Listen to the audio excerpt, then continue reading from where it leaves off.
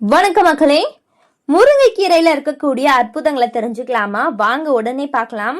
அதை பார்க்கறதுக்கு முன்னாடி நீங்க இப்பதான் நம்மளுடைய சேனலை ஃபர்ஸ்ட் டைம் பாக்குறீங்க அப்படின்னு சொன்னா மறக்காம சப்ஸ்கிரைப் பண்ணிட்டு சைட்ல இருக்கக்கூடிய பெல் பட்டனை கிளிக் பண்ணி ஆல் அப்படின்ற ஆப்ஷனை செட் பண்ணி வச்சுக்கிட்டீங்க அப்படின்னா நான் போடக்கூடிய தகவல்கள், அற்புதமான விஷயங்கள் உங்களுக்கு நோட்டிபிகேஷனோட அடிக்கடி வந்துடும். இப்ப நம்ம பதிவுக்குள்ள போயிடலாம்.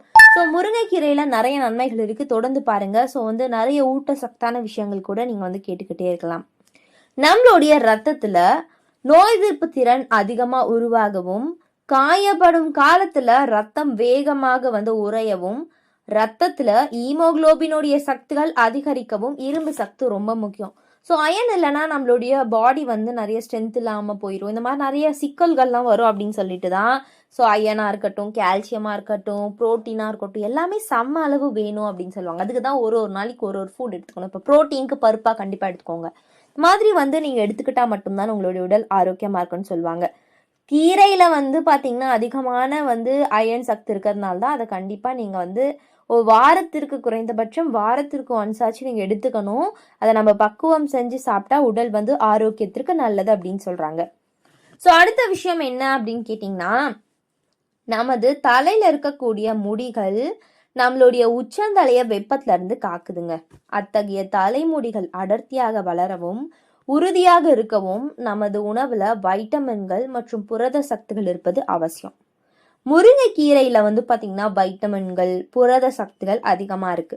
ஸோ முருங்கைக்கீரையை அடிக்கடி பக்குவம் செய்து சாப்பிடுபவர்களுக்கு தலைமுடி உதிர்வது, முடி நரைப்பது போன்ற எல்லா பிரச்சனையும் போயிடும். எல்லா பிரச்சனையும் ஏற்படாம ரொம்ப காலத்துக்கு பாதுகாக்கப்படும் சொல்றாங்க. ஸோ இதை மட்டும் நல்லா ஞாபகம் வச்சுக்கோங்க. உங்களுடைய தலைமுடி ஆரோக்கியமா இருக்கவும் அடர்த்தியா வளரவும் முருங்கைக்கீரையை நீங்க வாரத்திற்கு ஒன்ஸ் சாப்பிட்டா போதும் அப்படின்னு சொல்றாங்க. அடுத்த விஷயம் என்ன அப்படின்னு கேட்டீங்கன்னா, உணவுல ஊட்டச்சத்து குறைபாடுகள் மற்றும் வெளிப்புற காரணிகளால் சிலருக்கு தோல் சம்பந்தமான வியாதிகள் ஏற்படுது. ஸோ முருங்கைக்கீரையில தோல் வியாதிகள் மற்றும் இதர தோல் சம்பந்தமான குறைபாடுகளை போக்க உதவக்கூடிய வைட்டமின்கள், புரத சக்திகள் போன்றவை நிறைஞ்சு காணப்படுதான். அதனால என்ன பண்ணணும், முருங்கைக்கீரையை அடிக்கடி சாப்பிட்டு வருபவர்களுக்கு தோல்ல சுருக்கங்கள் ஏற்படுவது குறைந்து அனைத்து விதமான தோல் வியாதிகளும் விரைவில் நீங்கிரும் அப்படின்னு சொல்றாங்க. அதனால கண்டிப்பா நான் சொன்ன மாதிரி வாரத்துக்கு ஒரு முறையாச்சு நீங்க இந்த ஒரு கீரையை பயன்படுத்துங்க, ஆரோக்கியமா இருங்க. அதான் நான் சொல்ல வரேன். அடுத்த விஷயம் என்ன அப்படின்னு கேட்டீங்கன்னா, தாய்ப்பால் சுரப்பு. ஸோ குழந்தைகள் பிறந்து 6 மாத காலம் வரை தாய்ப்பால் மட்டுமே குழந்தைகளுக்கு முக்கிய உணவா இருக்குது. ஒரு சில குழந்தையை பெற்ற தாய்மார்களுக்கு தாய்ப்பால் சுரப்பு நின்று விடுது. இப்படிப்பட்ட இக்கட்டான ஒரு சூழலை சந்திக்கக்கூடிய பெண்கள் முருங்கை இலையை கொண்டு தயாரிக்கப்படும் பதார்த்தத்தை சாப்பிட்டு வந்தாலே தாய்ப்பால் சுரப்பு அதிகரிக்கும் அப்படின்னு சொல்றாங்க. அதனால பெண்கள் இப்போ இருந்தே நம்ம சாப்பிட்றதும் நமக்கு நல்லதுதான். ஏன்னா இரும்பு சக்தி அதிகமா கிடைக்குது, நமக்கு நிறைய ஊட்ட சக்திகள் இதுல கிடைக்குது அப்படின்னு சொல்றாங்க. ஸோ அடுத்த விஷயம் என்ன அப்படின்னா, சுவாச கோளாறுகள். குளிர்ந்த ஒரு பிரச்சனை நம்ம நிறைய பேருக்கு இருக்கும். அட் த சேம் டைம் இப்ப குளிர் பிரதேசங்கள்லாம் போகும்போது சுவாசிப்பதுல கஷ்டம் இருக்கும். தூசுகள் நிறைந்த இடங்கள்ல ஏற்படக்கூடிய ஒவ்வாமை காரணமாகவும் சிலருக்கு சளி, ஆஸ்துமா போன்ற சுவாச சம்பந்தமான நோய்கள் ஏற்படுது. இத்தகைய பிரச்சனையால் அவதிப்படுபவர்கள் தினம்தோறும் முருங்கைக்கீரையை சூப் செய்து ஒரு இளம் சூடான பதத்துல குடித்து வர சுவாசம் சம்பந்தமான அனைத்து கோளாறுகளும் விரைவில் நீங்கிரும் அப்படின்னு சொல்றாங்க. ஸோ சுவாச பிரச்சனையா இருக்கட்டும், அது காணாம போயிடும் அப்படின்னே சொல்றாங்க.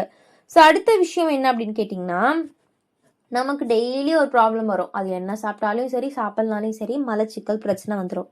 நம்ம அன்றாடம் சாப்பிடக்கூடிய உணவை அடுத்த நாள் கழிவுகளாக நம்மளோட உடல் வெளியேற்றினாதான் உடல் ஆரோக்கியமா இருக்கும். ஒரு சிலருக்கு உடல்ல நீர் வற்றி உடல் உஷ்ணம் அடைந்து மலச்சிக்கல் ஏற்படுது.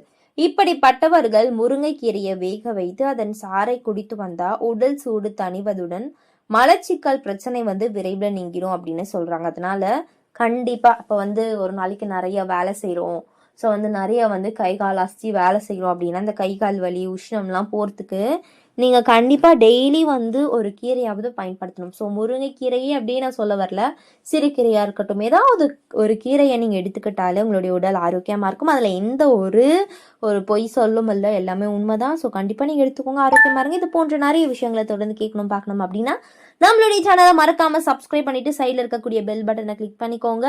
தொடர்ந்து பாருங்கள். இந்த ஒரு வீடியோ பிடிச்சிருந்துச்சுன்னா மறக்காமல் லைக் பண்ணிவிடுங்க மக்களே. நன்றி, வணக்கம்.